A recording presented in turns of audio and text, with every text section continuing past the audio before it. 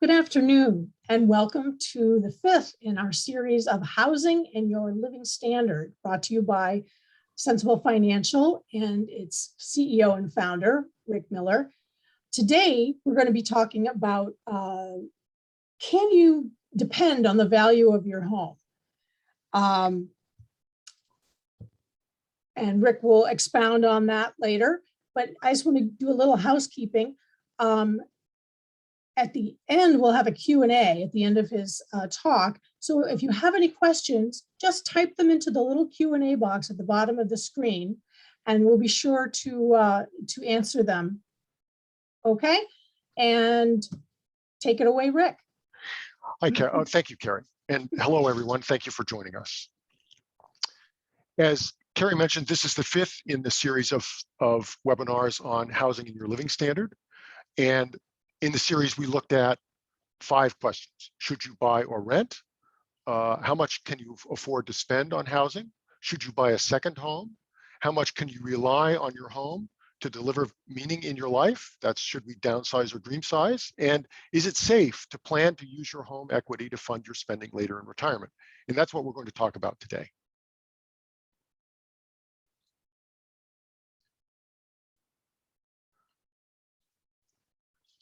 Before we do that, I want to just reiterate the key takeaways from the whole series. And as we'll discuss at the end, you can access all of the webinars online. So if any of these are of particular interest and you didn't see the webinar in question, you can simply go online and find it and watch it. So the key takeaways are, housing is a risky investment. We're going to talk about that today.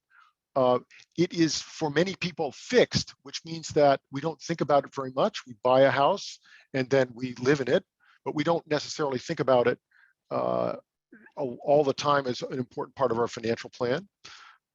It's central to our living standard in the way that other fixed expenses that we think about as fixed are not. When you pay your taxes, you're not necessarily thinking about in fact, you're probably thinking about the negative impact on your living standard and your lifestyle. But your home is a very important part of the way you feel about your life and your living standard. You're there all the time. Because housing is a lumpy or fixed investment, and many of our spending components, or many of the components of our budget, happen or are paid every month, it can be difficult to compare the impact of housing and the impact of other spending on your lifetime plan. And a lifetime balance sheet can help you do that, because it brings the monthly spending and the annual spending into a lifetime or capitalized amount that you can compare with the amount that you spend on housing. Many of the expenses of housing, and here I'm thinking of major maintenance like replacing a roof or replacing a boiler, are irregular, and we tend to underestimate their impact on the cost of housing. So we tend to underestimate the cost of living in a home when we compare it to other expenses. And finally, even though housing is a chunk or a lump of assets, and it may seem that it's very difficult to get to little pieces of it, you can do that. You can access that equity, and it's more flexible than you may think. So let's move on now to the question of the day. Can you count on the value of your home? And as we think about that home value, I want to emphasize that retirement housing, or thinking about housing in retirement, is a little bit different than thinking about housing when you're starting a family or starting out. And it's important to recognize that your capabilities will change as you age, and your housing decision has to recognize that. You can plan for the changes in your capabilities, both the physical changes and also the emotional energy changes. It becomes harder to do things from an emotional perspective, simply because emotional energy is a scarce resource, and we have less of it as we get older. And finally, because of those changes, and because those changes are somewhat unpredictable, housing plans that are flexible without requiring you to act to take advantage of that flexibility are particularly valuable and ones that we tend to recommend. Okay, so now we're going to move into the discussion about the value of your home and whether you can count on it. And we're going to start with a quiz. And we're going to ask, how much do homes appreciate each year? And this quiz is not part of your grade. In fact, there will not be a grade, but we're very interested to hear what you might think. And we're going to give a little bit of time here for people to answer. And the question is, when you think about your home and you think about its value and whether it will grow, you probably have in mind a sense of how much you think it will grow each year. And so the question is, how much do you think your home will appreciate each year? Ranging from 0% to almost 10% per year. And here I'm thinking about, and we're asking about real changes, that is, changes after inflation. So we're going to give a little bit more time for people to answer. And then with a little luck, we'll be able to see the results.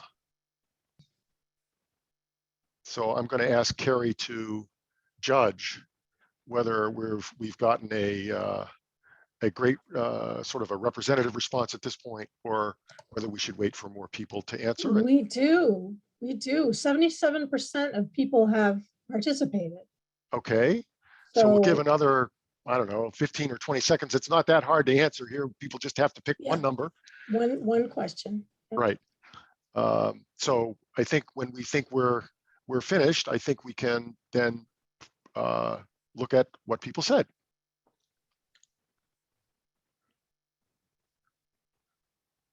So we're at 79%. Okay, I think we can. I think that's probably. Yes. So I'm going to end the poll. Okay.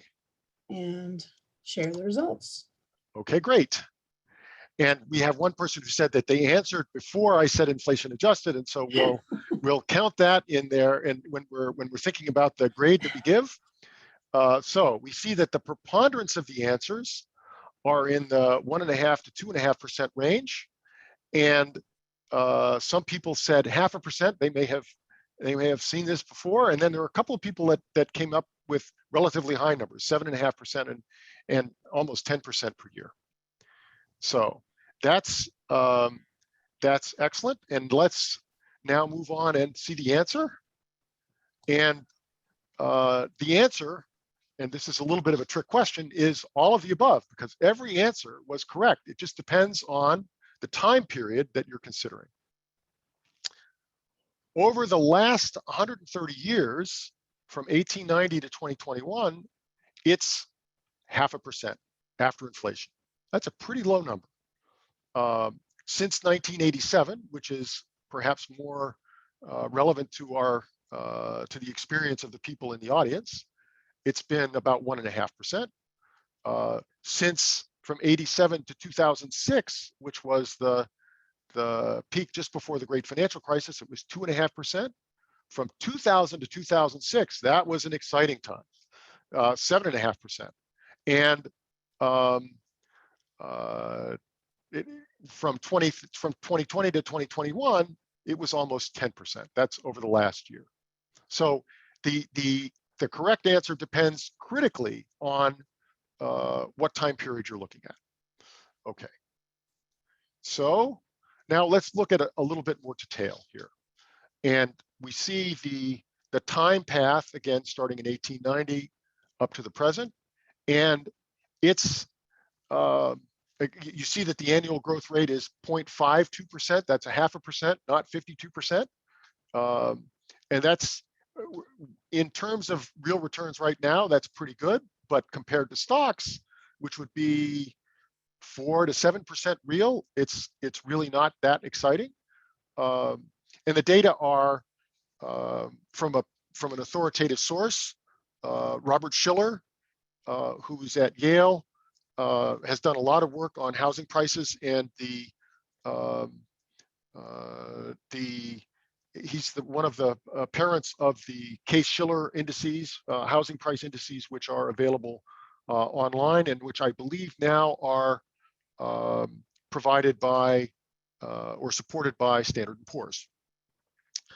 But as you see, that the 0.5% has not been steady. Real prices were pretty flat here through the beginning of I guess just before the First World War, and then they declined somewhat. And then they were flat here, it says, through the Great Depression, and then a nice rise here, flat, and then the big rise just before the great financial crisis, then a big decline, and now another rapid rise since then.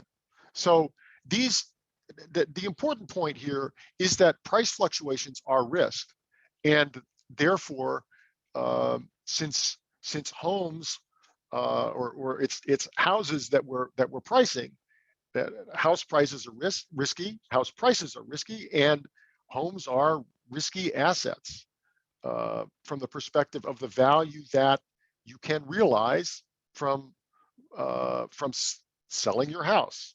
And if you had bought your house here and sold it here, you would have done extraordinarily well. And if you bought your house here and sold it here, you would have done extraordinarily poorly. And so the question is, then the question we're going to explore a little bit further is, how much should we be worried about that?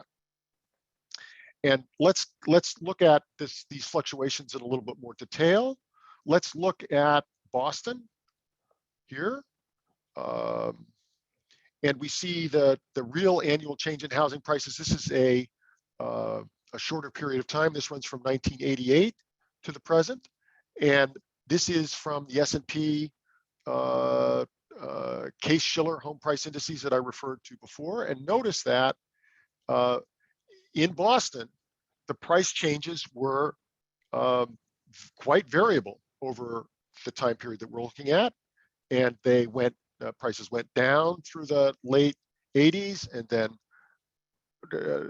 they actually went down even into the early 90s, and then rose nicely here through the late 90s, and actually through 2006, and then declined and so forth. So there's not steady growth in housing prices. And in fact, there are periods of time when there are sharp declines. So now this is Boston, but Boston is not the whole country. Let's look at the whole country now.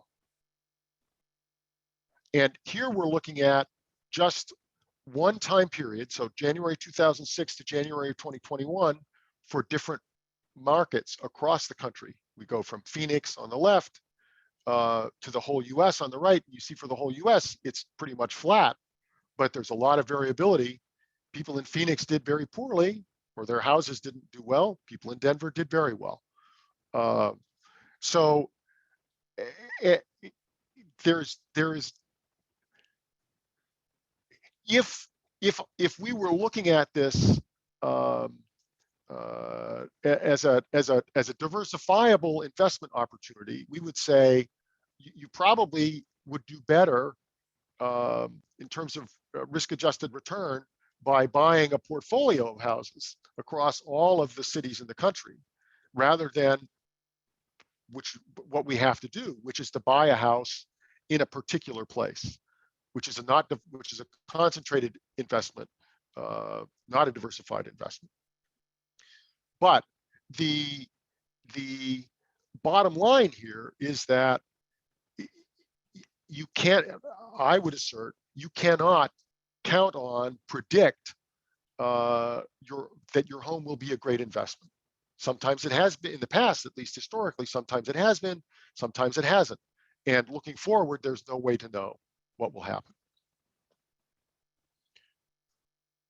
Now let's think about this a little bit more in terms of a particular situation, a particular house. And let's think back to the first discussion that we had, where we talked about buying versus renting. And you may remember that we talked about your home, about buying a home as purchasing a stream of housing services. And that stream starts out, and this is an example, and I'd like to look not so much at the numbers here, but at the pattern. And the pattern is that the value of the services that you're buying declines over time for two reasons. The first is that the home depreciates, and therefore, in order to keep it up, you'd have to make investments to keep it up, and those costs, in effect, come out of this the stream of services. And the second is that we're discounting later services because we don't get them now, so we are willing to pay less for them, and others would be willing to pay less for them because they're in the future rather than now. So when we buy a home, we're buying this entire stream of services, and you could think of the you think of the pattern of price changes that we saw earlier as moving each of these lines up and down, either as we think about moving the house from one city to another or over time. But when we buy the home, we're buying this entire stream of services. And so you might think, well, because these are all risky, then we're buying all that risk. And that's true. But as the homeowner, you are also receiving a stream of services. And the stream of services that you're receiving is equal in value to the stream of services that you bought. And so you get to match the income and the expense every year that you live in the house. And there's an important sense in which that reduces your risk, because when you buy the house, you are buying that future stream of services that you plan to consume. And so you've, in effect, avoided all that risk. If you plan to live if you plan to live in the house that you bought for a long time, then you're matching the price that you'll have to pay for those services with the stream of services that is coming in, and you've eliminated the risk. So that's if we go back here, well, I'm going to go forward actually, because I have the graph that shows what I want to show. So let's do that. So the question is, so what if houses are risky? Your house could be your largest asset, but housing could also be your largest liability in terms of current and future expense. So if you own your home, your asset liability matching your housing expenses, and asset liability matching is a great thing. If you've heard me talk about spending in retirement, matching your assets and the sort of the stream of income that you're getting from your assets with the spending that you plan to do, if you can match those in purchasing power, then you've eliminated a lot of risk. And the same is true here with housing.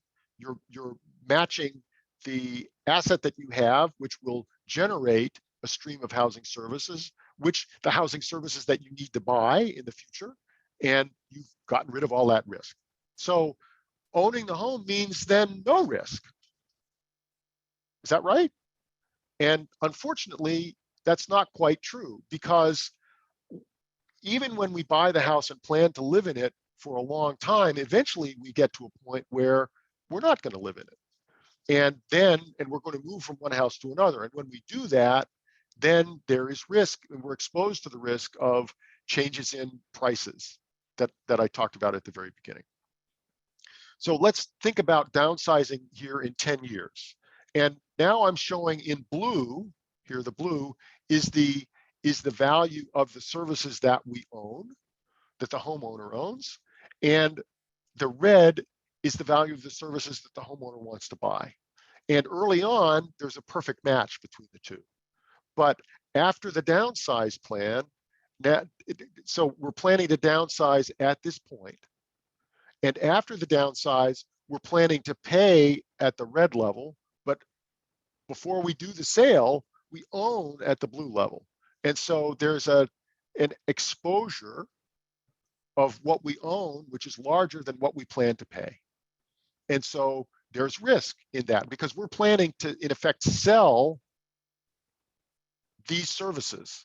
And if the value of those services goes down, and we're counting on this value to support our spending after we downsize, because why would we downsize? Well, partly because we don't want to spend as much, and partly because we'd like to use some of that home equity. And if the value of that home equity drops before we can get there and make the sale, then we're not going to be able to spend as much. That's the risk that we're exposed to. And you can see that as being even a little bit, a lot larger. And here you see I've shown that the value at risk, I've added up these numbers. In the case of our $750,000 house, that value is about 140,000 of the 750, so roughly 20%. But if we look at a different situation where we're planning next year to sell and move to older adult living, and so now you see that the planned spend is only in the first year, and all of the future ownership is exposed, right? Because, and I'm emphasizing this to make a point. I'm acting as if the cost of the older adult living place that we're planning to move is really uncorrelated with the value of the home that we're going to sell. And that would be true if we're planning to, let's say, sell the home and move to an older adult living facility someplace in a different housing market.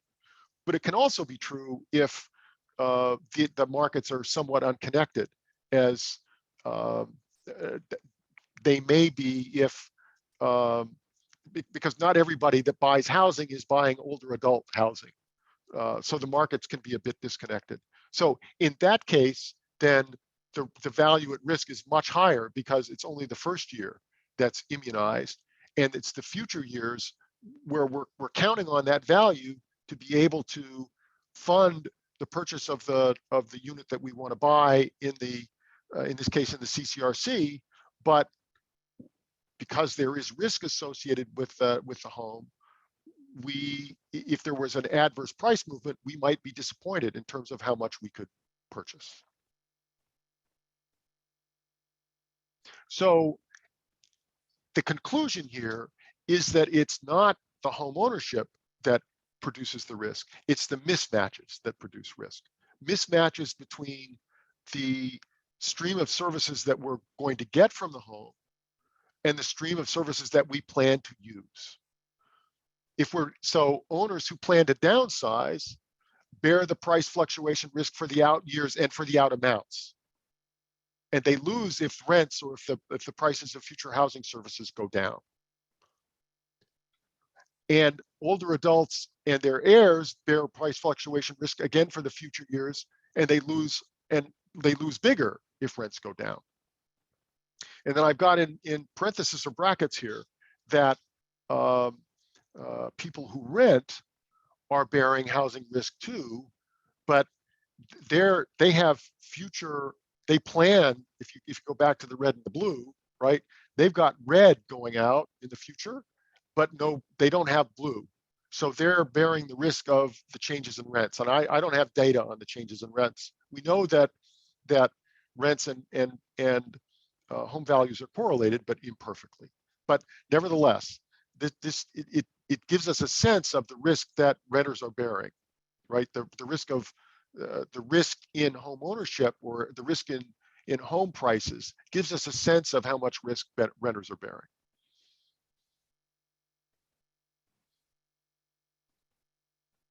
Okay, so in summary, houses are risky assets.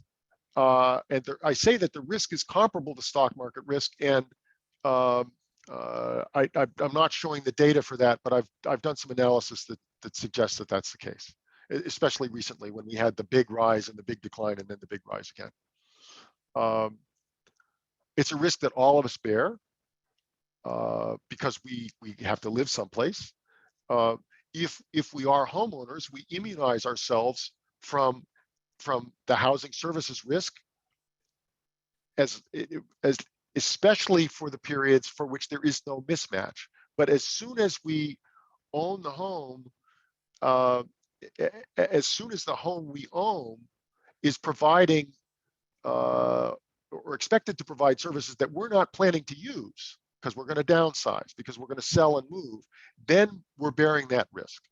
And so downsizing plans means an excess of assets over liabilities. It's a mismatch.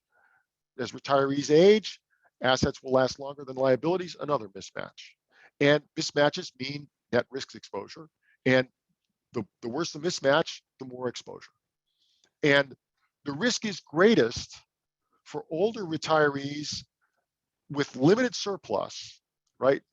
Who are therefore relying on their home value to help them with spending. They're planning in effect to use equity in their homes to support spending. And the problem is that there are few ways to protect yourself, if that's your situation, from fluctuations in home prices. Okay, Carrie, I think we are ready for questions. Okay. Let's see. We have, what is the SD over the past century? What's the standard deviation over the past century?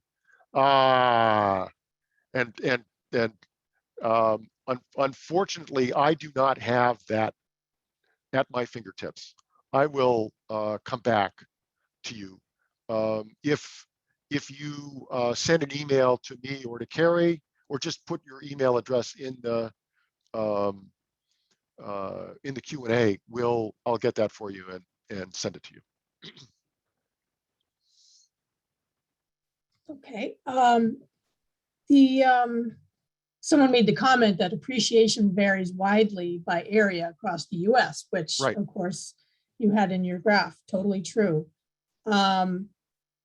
And then someone else asked if you had data on the inflation rate for rent over the last 30 years, which you just answered. Well, I think that the rents, while rents and values are imperfectly correlated within markets, over time they have to be reasonably correlated, right? Because people shift between buying and renting to kind of equilibrate the market. To the extent that there are distortions to the market, like rent controls, that can make it more difficult for the equilibration to occur. But in many markets,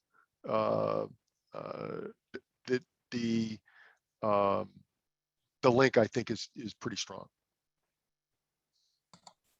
Okay. Michelle asks, as far as homes being as risky as stocks, how can that be when, if clients have a worst case scenario and they have to do a reverse mortgage, they aren't liable for any shortcomings for this guaranteed income? So there is I didn't want to talk about reverse mortgages, but reverse mortgages are the single best way I know to insure against the risk. But being able to insure against the risk doesn't mean it's less risky. It just means you can buy insurance.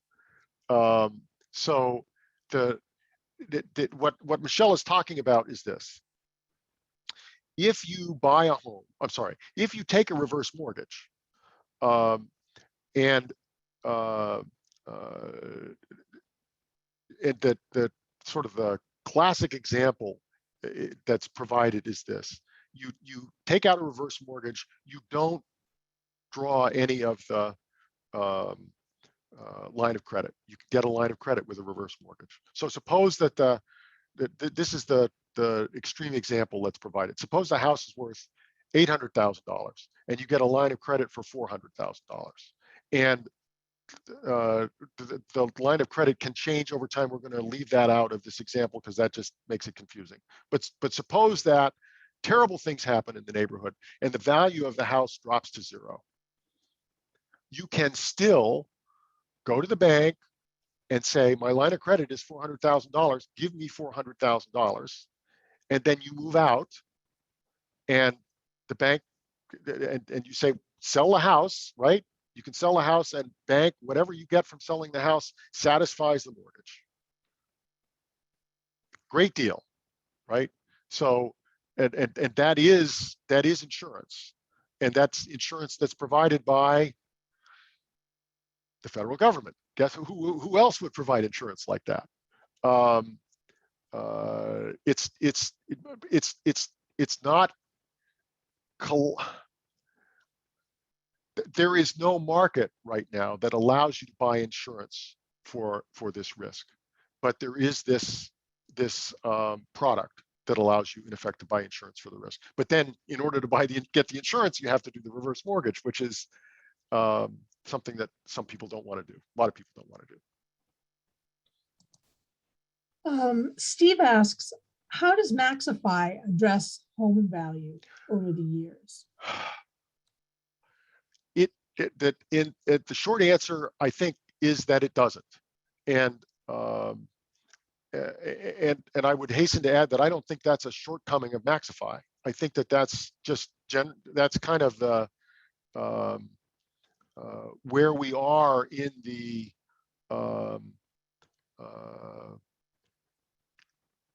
sort of the state of the art in financial planning. So we can look at this and say that there's a risk here. We can look at earnings and say that there's a risk in earnings. And I'm just not aware of financial planning tools that allow us to deal with something like that systematically, with either of those two risks systematically. You can, if this is something that if there's a situation that you're concerned about and you're using Maxify, you can certainly run scenarios that would incorporate, let's say, a decline in the value of a home that would allow you to see the impact that would have, and to allow you to attempt to overcome it with some alternative approach. But the best, I think, the best way to use Maxify to deal with this is by doing a scenario or two that would incorporate a change in the price of the house.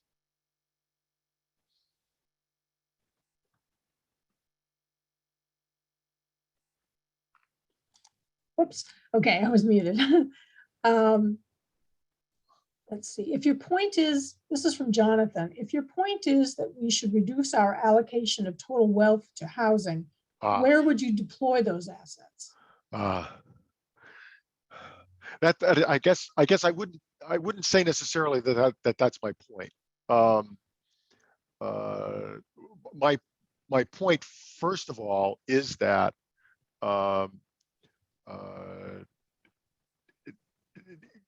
to get everybody to recognize that there is risk in owning a home. And it's a fair question to say, well, so what do we do, right? Well, the reverse mortgage is something that you can do that provides insurance. The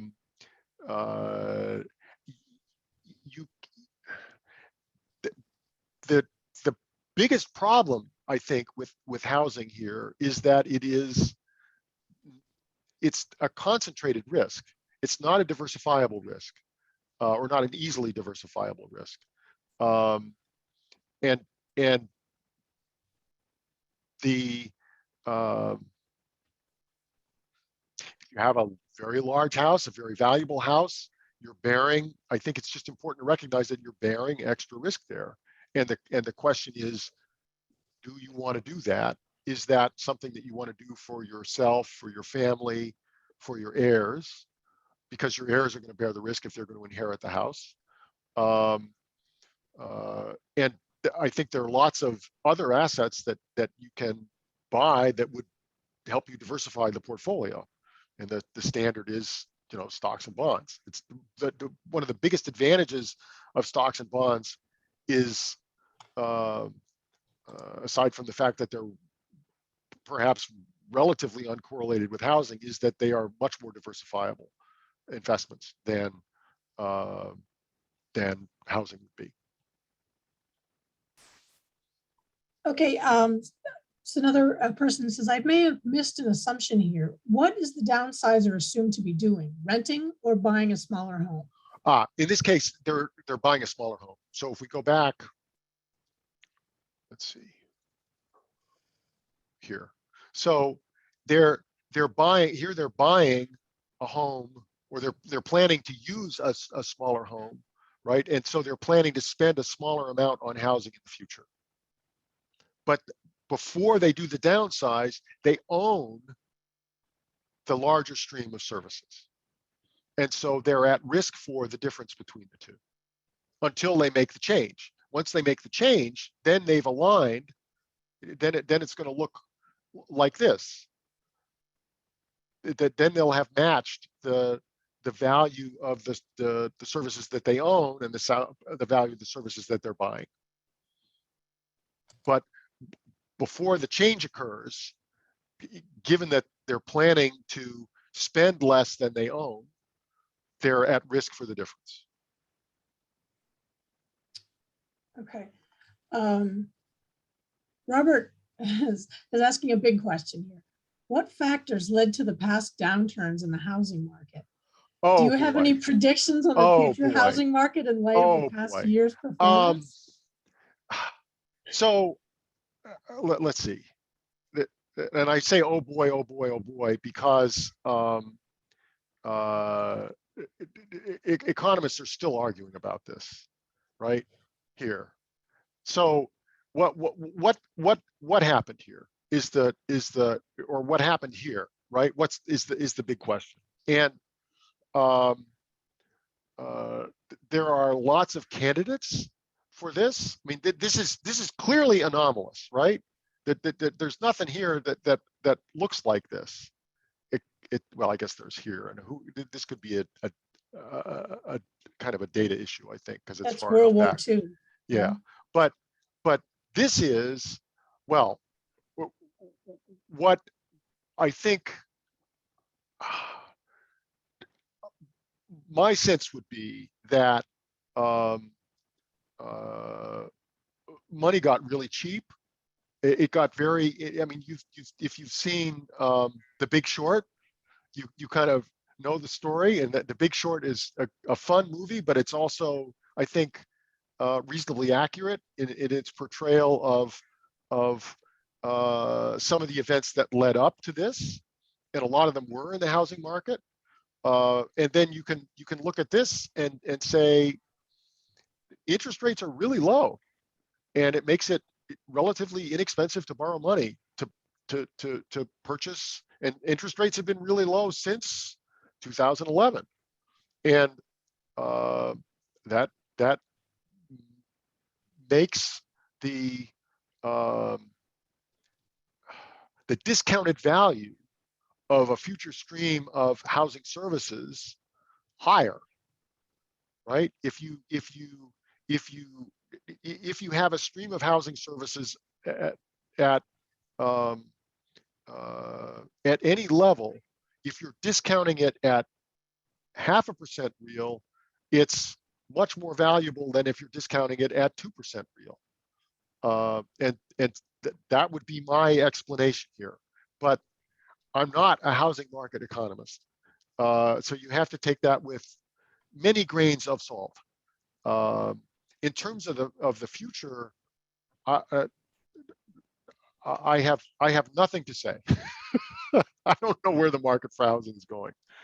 I think that the most recent period, which we could call the COVID period, there's the world has changed in important ways that influence the price of houses. People are spending a lot more time at home, which means that people want more house. So they're buying more house and they're putting more money into their houses. People are learning that they can work from home, and they can work from home at perhaps a greater distance from their office, like not even in the same metro area, and that makes houses that are let's say more rural, relatively more valuable, but we don't know how that's all going to play out. This is kind of we're moving to a new equilibrium, a new way that home and work are going to be organized, and it's going to take, I believe, a while for that to play out. So whether housing prices have kind of overcorrected and they've gone up more than they should have, and now they're going to come back down. That's possible, but I have no prediction. I'm sorry that I can't help there. Well, Michelle asks, for the purposes of our planning software, what would you use for the annual increase for home appreciation over the next 30 years? I would use the low number. Conservatively speaking. I would use the low number. I'd use 0.5%. I mean, when I started, I looked at the same data, and it doesn't look like it, but it was about 0.6% when we were here, right? 0.6 or 0.7, and I don't think I had gone all the way back to 90. I might have started here, and so it might have been, 0.6% from here to here. I just think that if you look at the long trend here, it's really very flat. So I think that forecasting significant annual increases in value and building a plan on that, and there's a sense in which, if you do that, what that will tell you to do is buy a house, wait for it to go up, sell it, and then you'll be able to live the high life. And I think that would be a very risky way to plan. I wouldn't do that. I think I would instead plan for 0.5% real, and if I'm pleasantly surprised, then great. That would be my preference. But I'm a conservative planner, so you have to make your own decisions on that. Milo asked a question. To the extent a house is an investment, how do you evaluate the merits of that investment, as we do with other assets like stocks and bonds? For example, what valuation metrics or models should we use? I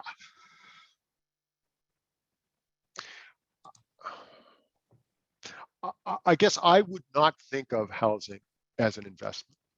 I would not encourage people to think of housing as an investment. And I think that's the force of my response to Michelle's question too. I think that the big advantage of owning your home is the one that I allude to here, where you're matching the services that are arriving from your ownership with the services that you need to buy. And you're matching those in value. And so you're eliminating a lot of risk by owning your home. And then there are other advantages that we talked about in the should you buy or rent discussion, which is, I think, the first webinar that we did. And so I would tend to think of it much more that way than I would as an investment. I think that it's because it's a concentrated risk, because historically the returns have been relatively unattractive if you're thinking about it relative, let's say, to stocks. I think I would tend to think of it more as, again, a useful way and in a relatively insured way to buy housing services. And you can buy now for a long period of time. And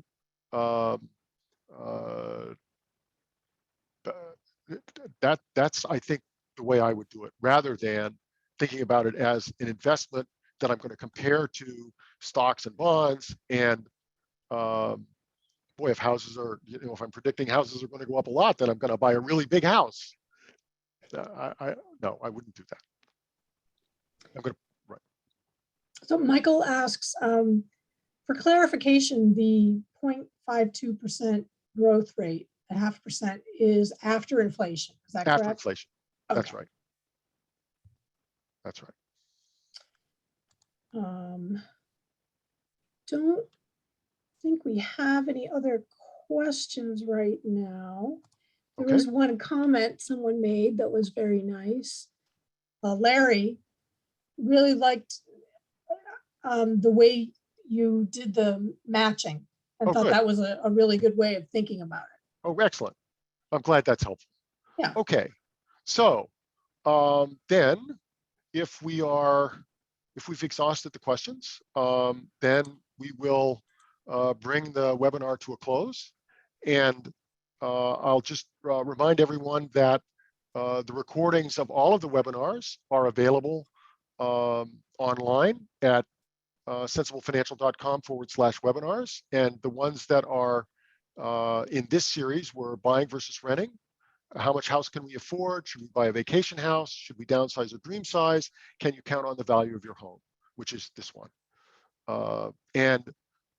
Thank you all for your attendance and your attention. And you can see us on our website, and our offices are opening, and we've been having the occasional client meeting in the office. In our Waltham office, and we're also on social media on Twitter and Facebook and LinkedIn. And here's our San Diego office. And wish you all a good afternoon. If you have more questions, because people came up with more questions after, perhaps you can email them. And email them to me, rick.miller@sensiblefinancial.com. Thank you.